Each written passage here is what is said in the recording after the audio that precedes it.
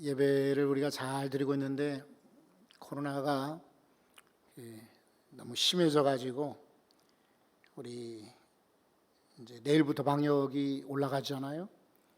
수요일이나 또 다음 주일날은 이렇게 같이 모여 예배드리기 어려울 듯 싶습니다. 다니엘서 6장 10절에 보면은 왕의 조서에 장이 찍힌 것을 알고 다니엘은 윗방으로 올라갔다. 그리고 예루살렘으로 향한 창을 열었다.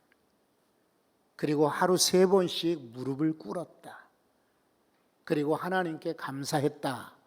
이런 내용이 나옵니다. 습관을 전에 하던 대로입니다.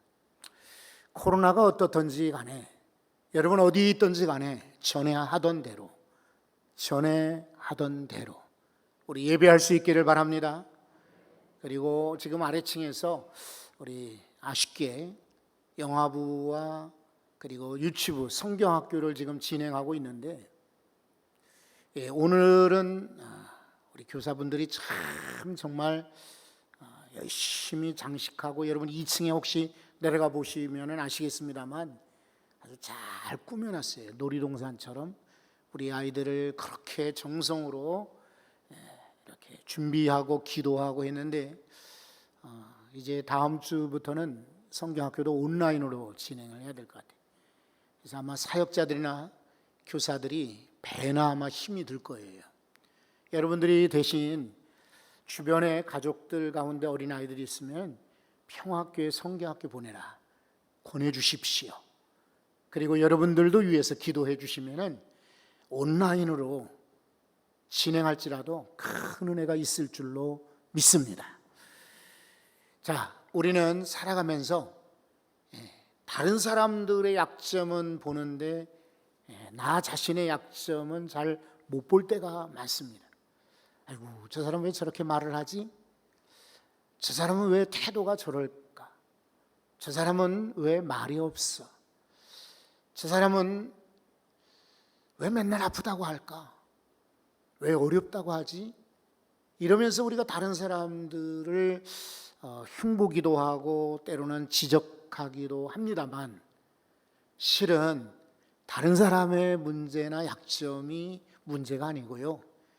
나의 문제, 내 문제가 더 심각할 때가 많이 있습니다. 그래서 우리 지난주에는 가룟 유다의 약점 말씀드렸고 오늘은 베드로의 약점 말씀을 드리는 것입니다. 여러분 그러나 약점이 있다고 할지라도 실망하지 마십시오.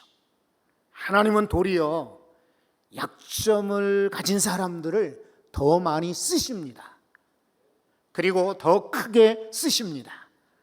더 멋지게 쓰시는 줄로 믿고 약점이 있어도 그러나 그 약점으로 하나님께 영광 돌릴 수 있도록 그렇게 바꾸시기를 바랍니다. 왜냐하면 스가랴서에 보면은 우리가 뭘 하는 일이 내 힘으로 하는 일이 아니다 라고 말씀하시거든요. 스가랴서를 한번 보겠습니다. 4장 16절입니다. 그가 내게 대답하여 이르되 여호와께서 스룹바벨에게 하신 말씀이 이러하니라. 만군의 여호와께서 말씀하시되, 여러분 읽어보십시오. 이는 힘으로 되지 아니하며 능력으로 되지 아니하고 오직 나의 영으로 되느니라. 아멘. 세상 사람들은 힘으로 되는 줄 알아요. 힘 있는 사람을 찾고요. 자기 능력으로 되는 줄 알아요. 그 능력 있는 사람들을 찾아가지만 성경은 말씀하시기를 나의 영으로 된다. 하나님의 영으로만 모든 일이 가능할 줄로 믿습니다. 약점이 있어도 실망하시면 안 되는 거예요. 그런데 베드로는 어쨌든 약점이 있었어요. 첫 번째, 주님의 경고를 무시했습니다.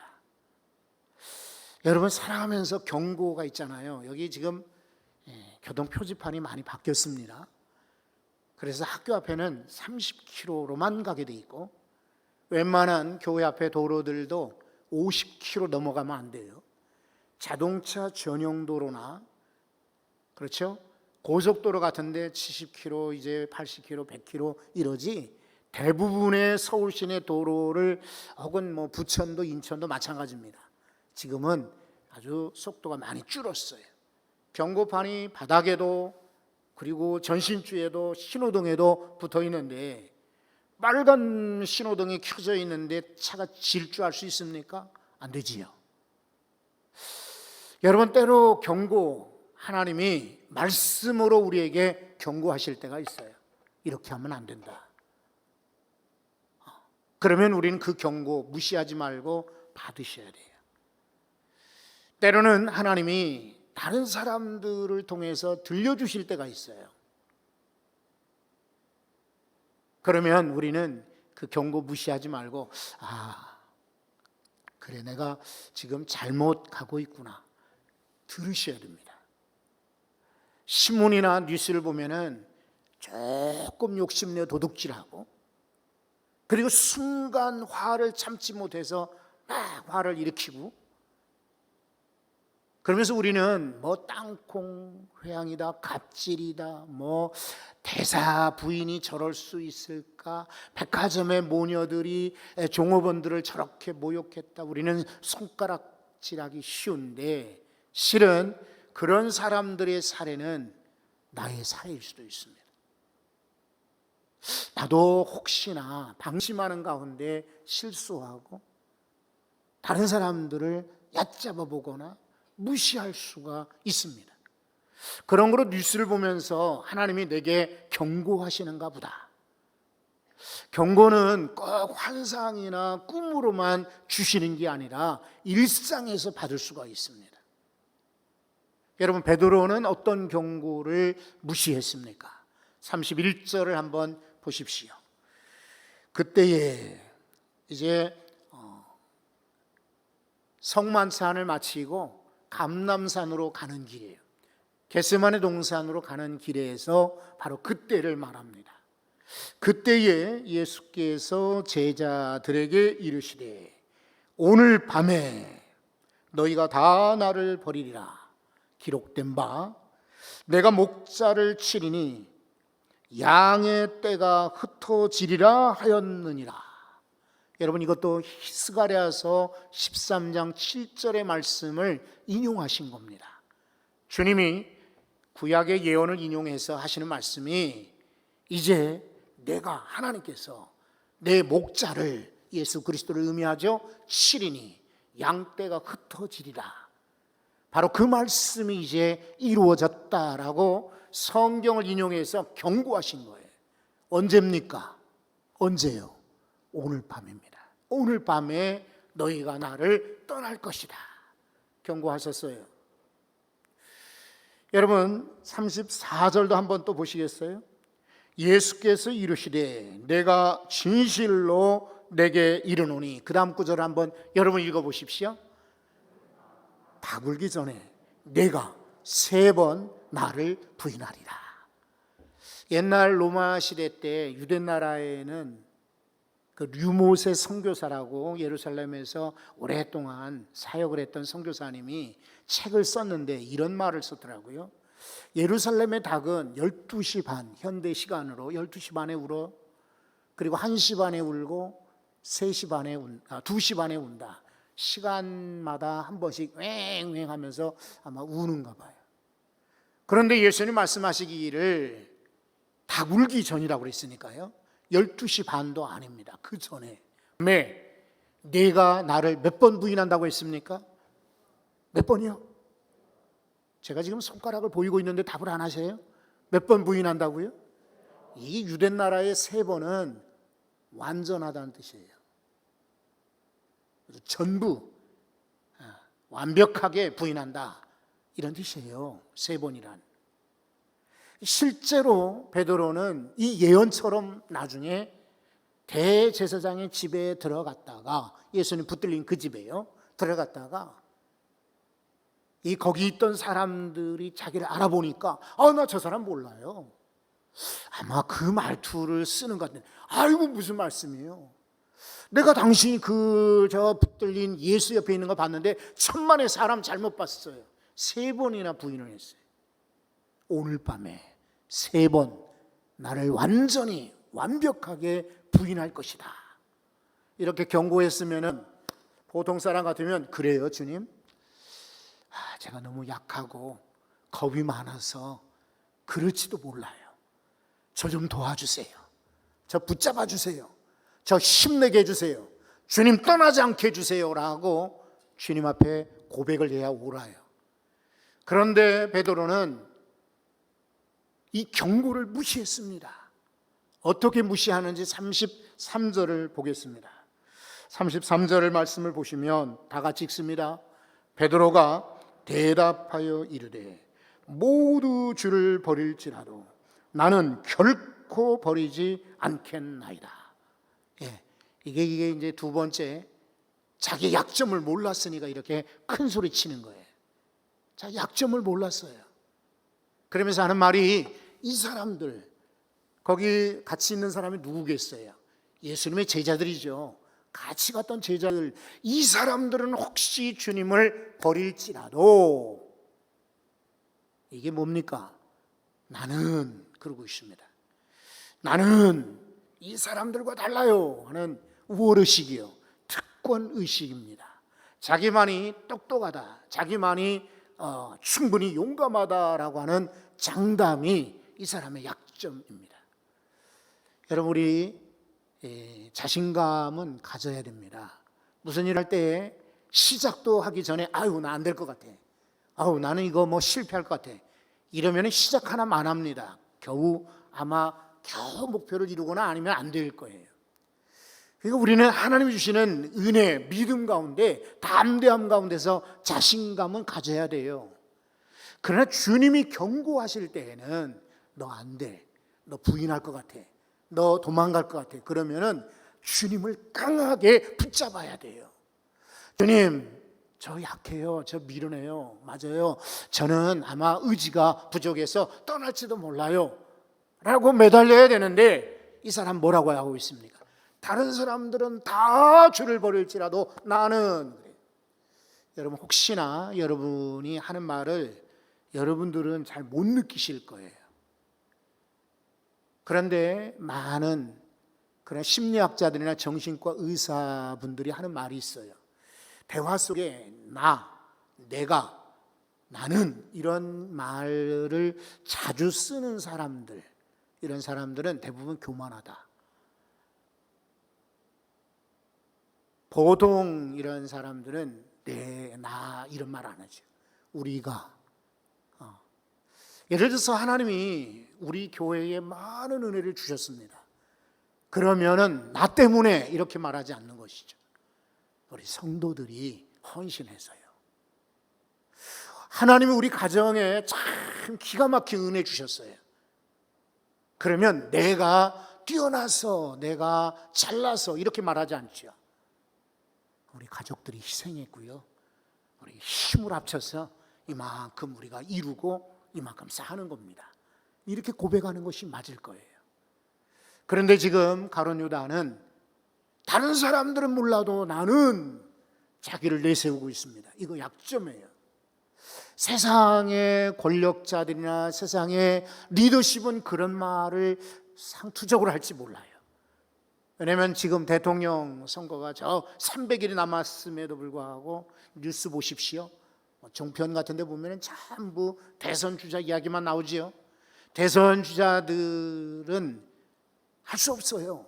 다른 사람보다 내가 낫습니다, 나를 뽑아주십시오, 내가 바꿀 수 있습니다, 내가 애국자입니다, 내가 능히 가능합니다, 이렇게 해야 뽑혀요. 그러나 성경의 리더십은 그런 거 아니에요. 신앙 리더십은 그렇지 않아요. 마가복음 10장에서 주님이 경고하십니다. 한번 찾아보겠습니다. 마가복음 10장 42절에서 43절입니다. 예수께서 불러다가 이르시되 이방인의 집권자들이 그들을 임의로 주관하고 그 고관들이 그들에게 권세를 부리는 줄을 너가 알거니와 너희 중에는 그렇지 아니하니. 한번 읽어보세요. 너희 중에 누구든지 크고자 하는 자는 너희를 섬기는 자가 되고. 아멘.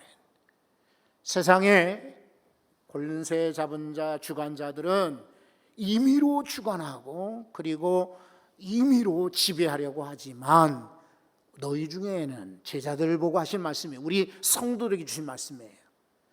누구든지 크고자 하는 자는 먼저 어떤 자가 되라고 하십니까? 섬기는 자. 그래야 될 터인데 베드로는 다른 제자들은 다 저 사람들은 도망갈지 몰라요 그러면서 나는 이러고 있습니다. 약점이죠. 또 하나 약점은 결코입니다. 여러분 이 말씀에도 주목하셔야 됩니다. 인생은요 명확하지 않습니다. 명확하지 않아요. 지금은 그렇지 않지만 한때는 메드 인 재팬, 일본제라면은 다 세계적으로 알려졌습니다. 그렇죠. 외국에 혹시 나가 보신 분들은 아마 아실 겁니다.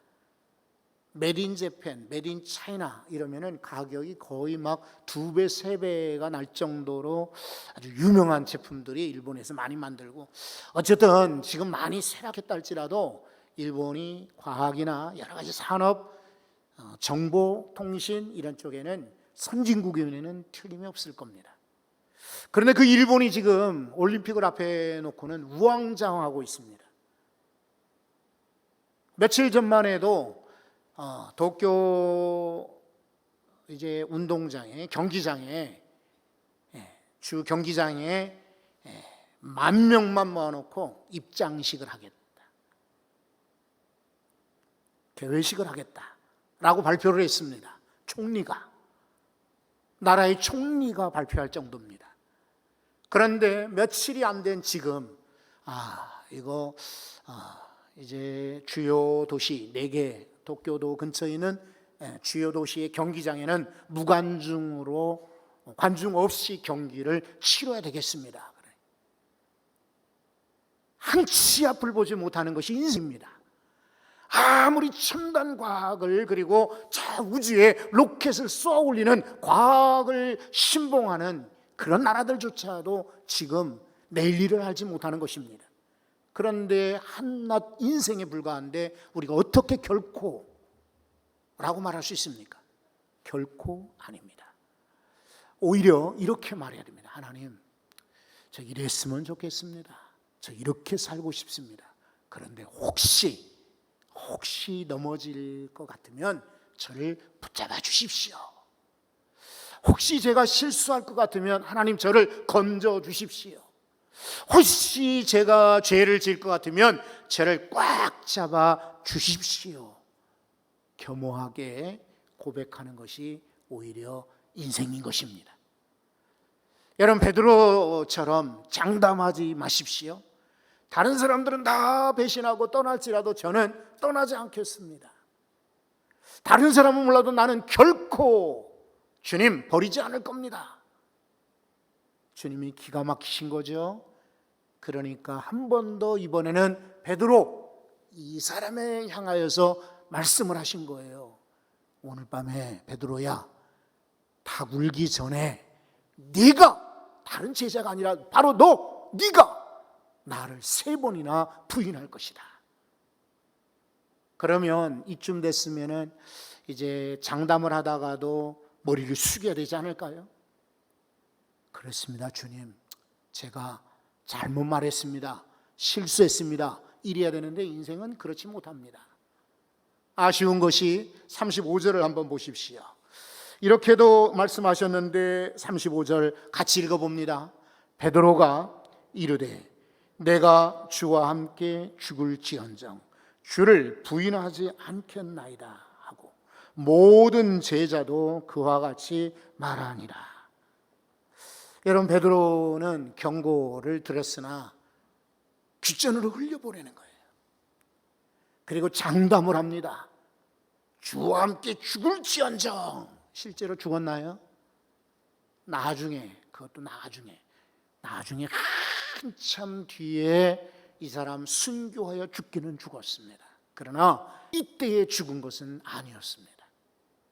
근데 베드로는 지금 여전히 주님이 2번째 경고하심에도 그 경고를 무시하고 장담하고 있는, 그런데 이 베드로의 약점은 바로 안타깝지만 저와 여러분의 약점인 것입니다.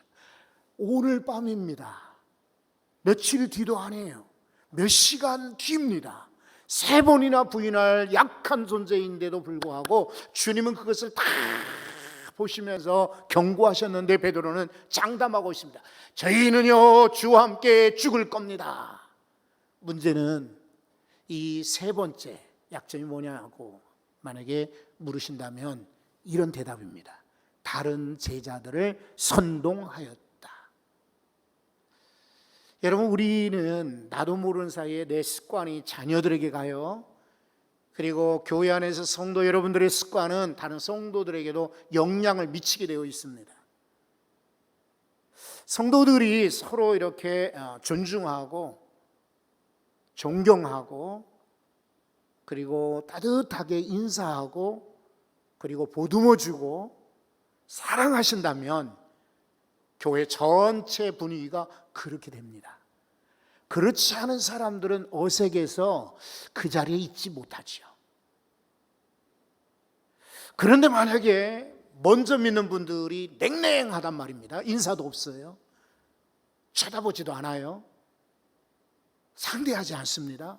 쌀쌀맞게 대합니다. 물어도 퉁명스럽게 대합니다. 이러면 다른 사람들도, 근데 실은 참 안타까운 것은요, 좋은 것은 전염되기 어렵습니다. 우리 여러 차례 찬양의 힘, 기도의 힘, 감사의 힘, 습관의 힘, 이런 것들이 참 좋은 일이라고 덕목이라고 누누이 강조하고 가르치지만 감사 전염되고 옮겨지기 어렵습니다. 또 칭찬 이렇게 번지기 어렵습니다. 습관 참 쉽지가 않아요. 그러나 여러분, 그렇지 않습니다.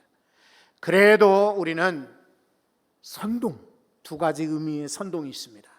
하나는 악한 선동이 있고 또 하나는 아주 좋은 선동이 있습니다. 악한 선동이라는 건 뭐냐면 어떤 사람을 향하여서 그냥 왕따시키는 거예요. 그리고 실제 사실이 아닌데 그냥 거짓말하는 거예요. 저 사람 나빠, 거짓말쟁이야, 저 사람 속임수가 많아, 저 사람 믿을 수 없어. 이런 선동에 사람들이 많이 넘어가요. 그런데 여러분, 속지 않기를 바랍니다. 근데 좋은 선동이 있습니다. 이거는 이게 프로파간다라는 말인데요, 이것은 원래 PR, 선전 이라는 말로 지금은 바뀌어 쓰고 있기도 해요.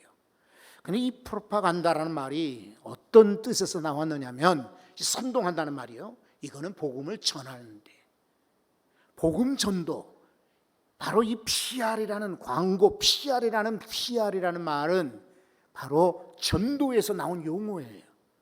그러니까 좋은 선동인 것이죠. 여러분, 지금 어렵지 않습니까? 그러니 기도합시다. 좋은 선동이에요. 우리가 지금 온라인으로 예배할지라도 그러나 제자리 지킵시다. 이거 좋은 선동이에요. 어떤 성도가 아프답니다.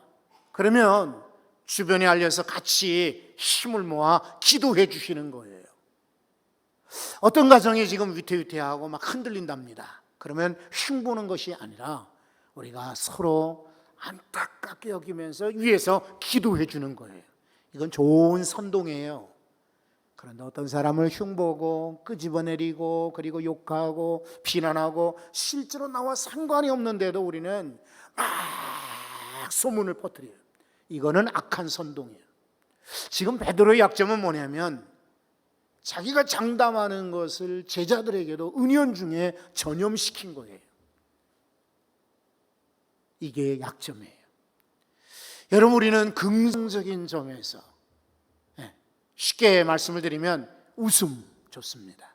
인사 좋은 겁니다. 사랑의 눈빛 좋은 겁니다. 긍정적인 말 좋은 것입니다. 그리고 보듬어줌이 좋은 것입니다. 이런 것들은 자꾸만 전염시키고 퍼뜨려야 됩니다. 그래서 외로워서 죽겠고 힘들어서 죽겠고 안타까워 죽겠다는 사람들이 줄어들도록 이 사회에서 우리는 빛과 소금의 역할을 감당해야 됩니다. 그런데 베드로는 약점이 뭐예요? 저는 주와 함께 죽겠나이다. 그랬더니 제자들, 다른 사람들도 예, 맞습니다. 우리도 그렇게 하겠습니다. 악한 선동이에요. 잘못된 선동입니다. 여러분, 오늘 주님이 혹시 말씀 속에 경고하십니까? 나도 이런 약점이 있구나. 여러분, 바꾸시고 강점으로 만드시길 바라요. 기도하겠습니다. 하나님 아버지, 때로 우리 살아가면서 베드로처럼 장담할 때가 있습니다. 그리고 어리석게도 경고를 잃어버릴 때가 있습니다. 주님, 다시 한번 주께 고백